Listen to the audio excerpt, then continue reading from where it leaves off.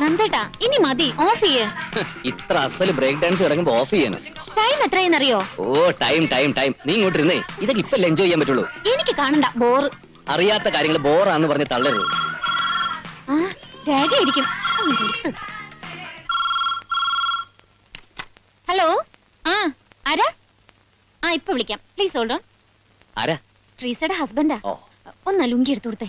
ഇതിനെന്താ കുഴപ്പം? ട്രീസ ഇപ്പൊ വരും. വന്നോട്ടെ. ഒന്ന് പോ.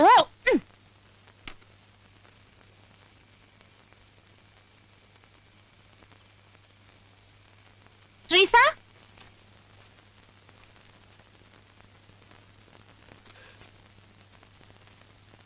ഹലോ, അതെ ഞാനാണ്. ആ തള്ളാതെ, ശരിക്കും കേട്ടില്ല ഞാൻ. എന്താ? അവര് വല്ല റൊമാൻസും പറയുന്നിടത്ത് നമ്മൾ എന്തിനാ കട്ടുറുമ്പുകളായിട്ട്? ഓഹോ, അപ്പൊ തന്റെ റൊമാൻസ് മൂടൊന്നും കളഞ്ഞു പോയിട്ടില്ല അല്ലേ? നമുക്കും കുറച്ചാൾ അകന്നിരുന്നാലോ? എന്താ മടുത്തോ? ഏയ് അതല്ല, ഈ അകന്നിരിക്കുമ്പോ കാണാനുള്ള ഒരു വെമ്പലുണ്ടല്ലോ, അതിന്റെ ത്രില്ലൊന്ന് ആസ്വദിക്കാനാ. ഞാൻ കുറച്ചാൾ അമേരിക്കയിൽ പോയി നിൽക്കാം അമ്മായിച്ചന്റെ കൂടെ. എന്താ? അങ്ങനെ എന്റെ മോൻ ഇപ്പൊ ത്രില്ലടിക്കണ്ട കേട്ടോ. എന്തായി കാണിക്കണേ? എന്റെ മോനോടൊരു വാക്ക് പറയിപ്പിക്കാതെ നീ ഫോൺ വെച്ച് കളഞ്ഞല്ലോടി. എന്താ, എന്ത് പറ്റി? എന്നോട് മിണ്ടാതെ തുള്ളിച്ചാടി ഇവിടെ വന്നൂന്ന്. ഫോൺ വന്നതുകൊണ്ടാ. അത് എന്നോട് പറയണ്ടേ? അമ്മ TV കണ്ടുകൊണ്ടിരിക്കുകയായിരുന്നു. ഞാൻ TV കണ്ട് ചത്തിരിക്കേ? അല്ലെങ്കിൽ എനിക്കറിയാടി, ഞാൻ എന്റെ മോനോട് സംസാരിക്കുന്നത് നിനക്ക് തീരെ അവർക്ക് ഭാര്യയ്ക്കും ഭർത്താവിന് എന്തെങ്കിലുമൊക്കെ സ്വകാര്യം പറയാൻ കാണില്ലേ? എന്തുകൊണ്ട് കോപ്പിന് സ്വകാര്യം? ഞാനൊരു ആമൃതന്റെ കൂടെ പുറത്തോളാം. ഇമ്മാതെ ഇളക്കങ്ങളൊന്നും ഞാൻ കാണിച്ചിട്ടില്ല. എന്റെ മൂന്നാമത്തെ മോനെ പ്രസവിച്ചതിന് ശേഷമാണ് ഞാൻ എന്റെ ആമൃതന്റെ മോൻ ശരിക്കും കണ്ടത് തന്നെ. ആ അമ്മച്ചി വാ, അവര് കിടന്ന് ഉറങ്ങട്ടെ. അവര് കിടന്നോളും, അതിന് നിന്റെ ശുപാർശ ഒന്നും വേണ്ട. തള്ള ചെല്ല്, അധികം സംസാരിച്ച കാറ്റു. ഈ ശ്വാസം പോവേ, ശ്വാസം സംസാരിച്ച പോക്ക. മനസ്സിലായി, ഒക്കെ ഒരു കയ്യാ. സോറി, ബുദ്ധിമുട്ടായല്ലേ? ഏയ് ഇറ്റ്സ് ഓൾ റൈറ്റ്. ട്രീസ് ഇത് എങ്ങനെ സഹിക്കുന്നു? സഹിച്ചല്ലേ പറ്റൂ. Good night. Good night. Hello, ഇനി ലുങ്കി കഴിക്കാലോ.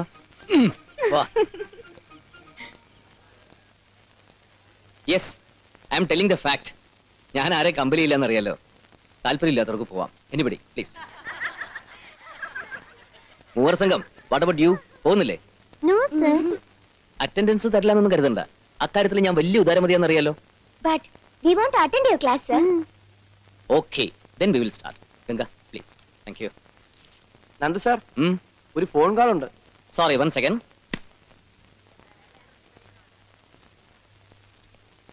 ഫോൺ. ഓ ഹലോ, യെസ്. ആ അങ്കിളാ, ഇന്ദു ക്ലാസ്സിലാ.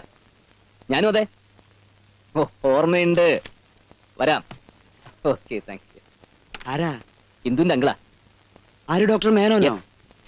മൈ ജീസസ്, ഇതായിരുന്നെങ്കിൽ ഞാൻ അറ്റൻഡ് ചെയ്തേനെ. എനിക്കൊരു കാര്യം അറിയാനുണ്ടായിരുന്നു. ഈ വയറ് കുറയ്ക്കാനുള്ള വഴിയാണെങ്കിൽ അച്ഛൻ ശാപ്പാടെന്ന് കുറച്ചാൽ മതി. അല്ലാന്നുണ്ടെങ്കിൽ കുറച്ചാലും മതിയല്ലോ. അയ്യേ, അതല്ലടോ. ഏ, ഇങ്ങനെ കൈവെക്കുമ്പോ ഇവിടെ ഒരു വേദന. അതിനൊരു പോം വഴി ഞാൻ പറഞ്ഞുതരാം. എന്താ? ഇങ്ങനെ കൈ പൊക്കാണ്ടിരുന്നാ പോരെ അച്ചോ.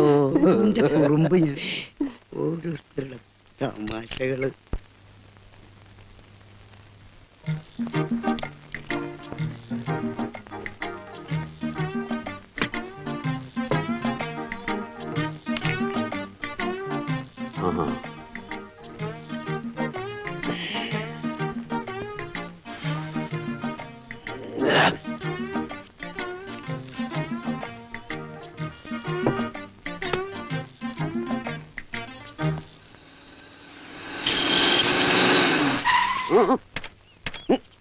Good morning uncle.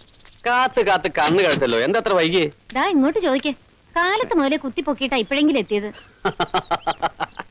അമ്മായി എന്തേ? അമ്മായി അടുക്കളയിൽ എന്തോ വറക്ക് പൊരിക്ക് ആകെ ബിസിയാ. ബോൺവിറ്റ പാർട്ടി തുടങ്ങിയില്ലേ? സ്റ്റോക്ക് തീർന്നു. തീർന്നോ?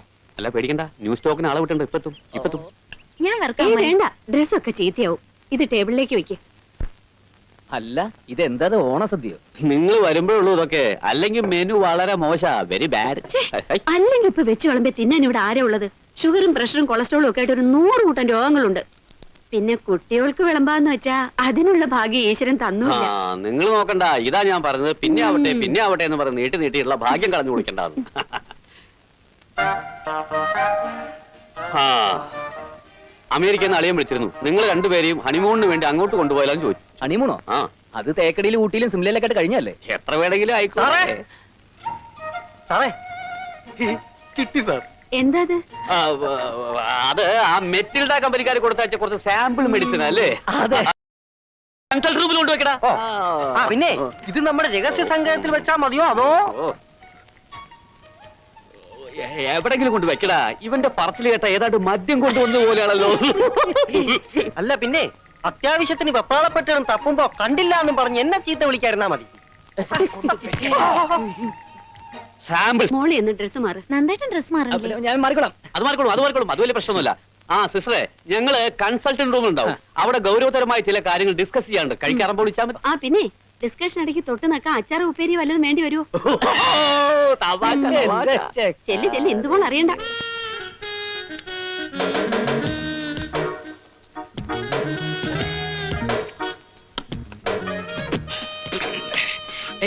സോറി സാറന്മാരെ, ഭാര്യമാരെ ഇങ്ങനെ പേടിക്കുന്നത് ഭീരുത്വമാണ്.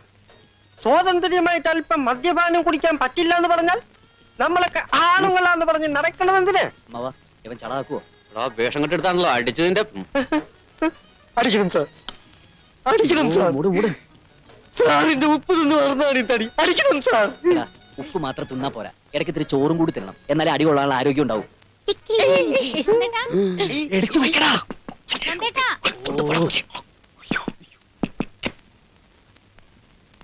എന്താ മോളെ? ഊണ് വിളമ്പട്ടെ? വിളമ്പിക്കോ. നന്ദു ഇപ്പൊ വരും. ഞാൻ അവന് 2 ഔൺസ് മരുന്ന് കൊടുത്തിരിക്കുക. എന്ത് പറ്റി? ഒരു ചെറിയ തലവേദന. ഈശ്വര, പേടിക്കാനൊന്നുമില്ല, ഇപ്പൊ മാറും. മോള് എന്നെല്ലാം എടുത്തു വെക്ക്. ചെല്.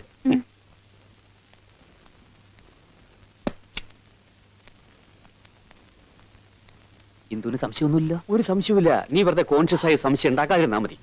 നന്ദേട്ടന് തലവേദന അത്രേ. കഴിഞ്ഞ തവണ ഇവിടെ വന്നപ്പോഴും ഉണ്ടായി. എന്താ അമ്മ ഇടയ്ക്കിടയ്ക്ക് ഇങ്ങനെ? ഓ അതൊന്നും സാരമില്ല. മോളാ കാച്ചി വെച്ച് പപ്പടം ഇങ്ങെടുത്തേ.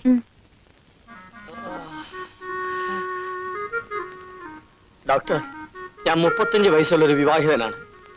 ഇപ്പോ ഒരു കുഞ്ഞിന്റെ അച്ഛന്. 1.5 വർഷം മുമ്പ് ഒരു ആക്സിഡന്റ് ഉണ്ടായി ഞാൻ ഹോസ്പിറ്റലിൽ അഡ്മിറ്റ് ചെയ്യപ്പെട്ടു. കുറെ ബ്ലഡ് വേണ്ടി വന്നു. എന്റെ ഒരു സുഹൃത്താണ് എനിക്ക് ആവശ്യമായ ബ്ലഡ് തന്നത്. ഇപ്പോൾ എന്റെ ഭാര്യ പ്രസവിച്ചു. കുഞ്ഞിന് 4 മാസം പ്രായമായി.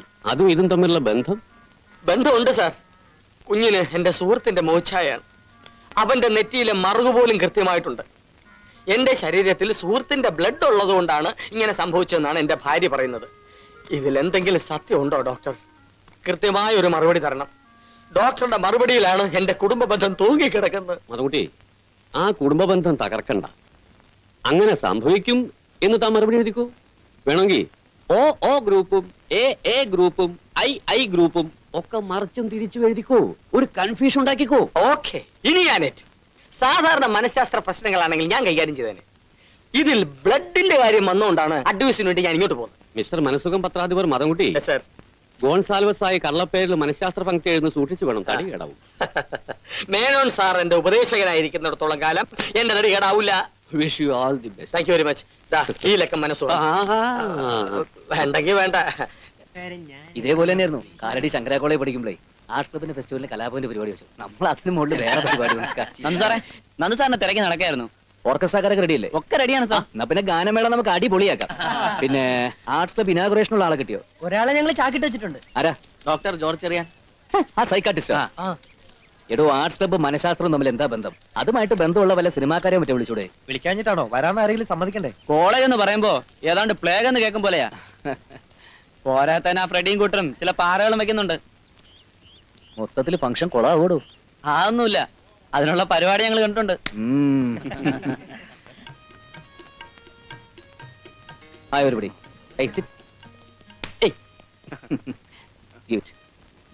അല്ല, ഗംഗ എവിടെ? ക്ലാസ്സിലാ. അത് കൊള്ളാം. സോങ് പ്രാക്ടീസ് ഇവിടെ എത്ര ഞാൻ പറഞ്ഞിരുന്നാണല്ലോ. ആരെങ്കിലും ചെന്നേ? ഞങ്ങൾ ഇന്ന് പോണോ? ഇന്നത്തെ ടീച്ചറുടെ ക്ലാസ്സാ. എന്താ പേടിയാ? പേടിയായിട്ടില്ല, എന്തെങ്കിലും ചളവിളാന്ന്. സാർ ഞാൻ പോയി വിളിച്ചോണ്ട് വരാം. ആ ചെല്. The middle ear is an air-filled chamber laying in the temporal bone on the inner wall. Excuse me, Yes? Song practice ചെയ്യാൻ ഗംഗയെ വിളിക്കുന്നുണ്ട്. ക്ലാസ് നടന്നുകൊണ്ടിരിക്കല്ലേ? ഓർക്കസ്ട്രക്കാരൊക്കെ വന്നിട്ടുണ്ട്. നന്ദു സാർ പറഞ്ഞിട്ടാ.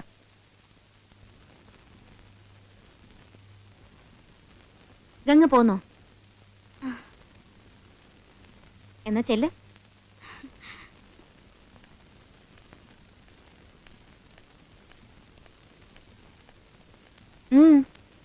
ഞങ്ങൾക്കും ബ്രേക്ക് ഡാൻസിന്റെ റിഹേഴ്സൽ ഉണ്ടായിരുന്നു.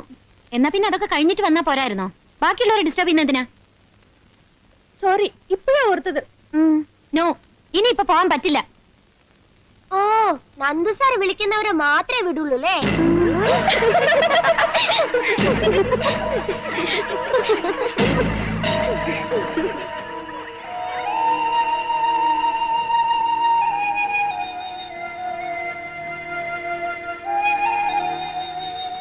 എന്തിനങ്ങനെ മുഖം വീർപ്പിച്ചിരിക്കുന്നേ?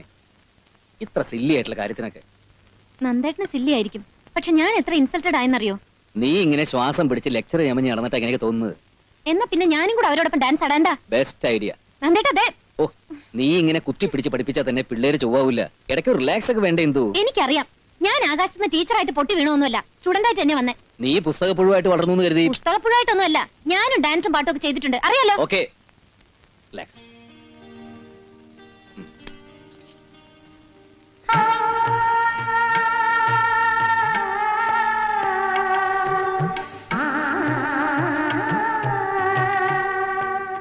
എന്താ ഇനി മൂടോട്ട് മാറിക്കേ? വെറുതെ ഓരോ കാര്യങ്ങൾ ആലോചിച്ച് നമ്മുടെ സുന്ദരമായ ഒരു രാത്രി കളയണോ? തനിക്ക് ഞാൻ ട്യൂൺ ചെയ്ത പാട്ട് കേൾക്കണ്ടേ? വേണ്ട. ഓ, അങ്ങനെ പറയില്ല എന്തുട്ടി. തന്നെ കേൾപ്പിക്കാൻ വേണ്ടി മാത്രമാണ് കോളേജിലെ ഗാനമേളയുടെ ഫുൾ ഇൻചാർജ് ഏറ്റെടുത്തത്. സുഖിപ്പിക്കല്ലേ? ഓ, സത്യമായിട്ടും അതെ. ട്യൂൺ ചെയ്യുമ്പോ മനസ്സ് മുഴുവൻ നീയായിരുന്നു. ആദ്യമായിട്ട് നിന്നെ കണ്ടപ്പോഴുള്ള നിന്റെ നോട്ടം, ചിരി, വെപ്രാളം. മതി മതി. ആ പിന്നെ പാട്ട് കേൾക്കാൻ ഫ്രണ്ട് റോയിൽ തന്നെ എന്തുട്ടി വേണം. ഉണ്ടാവില്ലേ മോളെ? കൊഞ്ചല്ലേ?